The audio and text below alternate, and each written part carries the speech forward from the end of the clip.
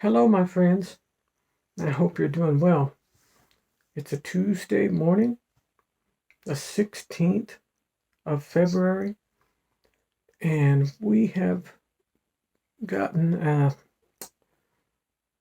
pretty rough snow, uh, especially for this far south. I'm in central Indiana, and there's not quite the snow removal equipment that the Chicagoland area has, but we usually get this type of snow up where we are. Um, Not so much here. Um, I'm supposed to leave on Friday, but we'll see. Um, if I look at this window, if I'm inside this house and I look at that window, I can look at the windowsill and I can look at the cross grating on the window. I can see the draperies off to the side, and it looks nice. But if I look beyond the window, I have a view of the outside of this house. It looks, I don't know, looks like 6, maybe 8 inches of snow. Something like that. It's not enough that would worry me if I were at my home, but I'm at my dad's house in Indiana. And not only that, the town doesn't clear the roads on these side roads, what you'd call like a private subdivision, not a private, but a subdivision. But the nicest thing, I woke up to the sound of somebody shoveling his walk, and I still don't know who it was, but somebody came over and shoveled his walk out to the street so that the mail person could come up and put mail in his box. What a nice surprise, right? I was in the store 2 days ago buying some provisions because I knew this weather was coming, and there was a lady in, the electric scooters that have the baskets on them, and she was looking way up at the top, and I saw her, and I thought, even if she stands up, she doesn't have a prayer of reaching that top shelf. And I didn't want her to drag all that down on top of her or whatnot. So I asked her, I said, ma'am, do you need help getting something off the top shelf? She said, oh, no, I was just looking. I said, okay. She said, I really appreciate you asking me that.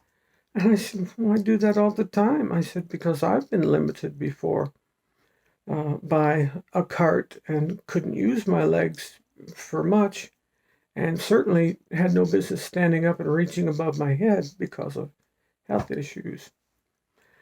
Consider people like that when you're around them. They're handicapped. Some people say don't use the H word, handicap. Uh, that's not insulting. It means that there is some kind of an impairment or some kind of a disability. I've been there too many times. And I want to pay it forward every chance I get. Don't you?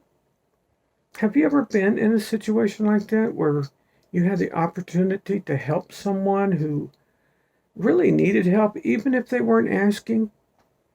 There's a joy when you can say, I'd be very happy to help you, even if the person doesn't need your help. It means a lot to them that you were watching them, and I'm not talking about a prowler or a stalker or anything like that. I'm just saying it's a nice thing when you can say, I'd be happy to help you. Because I'm a tall man and I have very long arms and I can reach very high. And I felt like I could get that big box of oatmeal down much easier than she could. And, but turns out that's not what she wanted. She was just kind of shelf shopping. But I want to encourage you today. Look around you.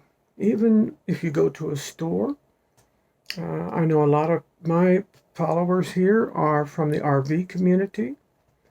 And the RV community, in my experience, and it's been a long time since we traveled that way, but sometimes I long for those days. But the RV community are always very caring and sharing people, at least in my experience. Um, if we were running low on provisions, sometimes we'd eat breakfast at somebody else's camper out on the picnic table out in front of their camper. And then when we got provisions, we invited everybody to come over to our place. That was a neat experience. So look around you, and if you see someone that could use your help, even if they don't ask for it, at least offer it. And if you ever feel alone in this world, you're just not. And if you ever feel unloved, you're not, because I love you. I'll see you next time. Bye-bye.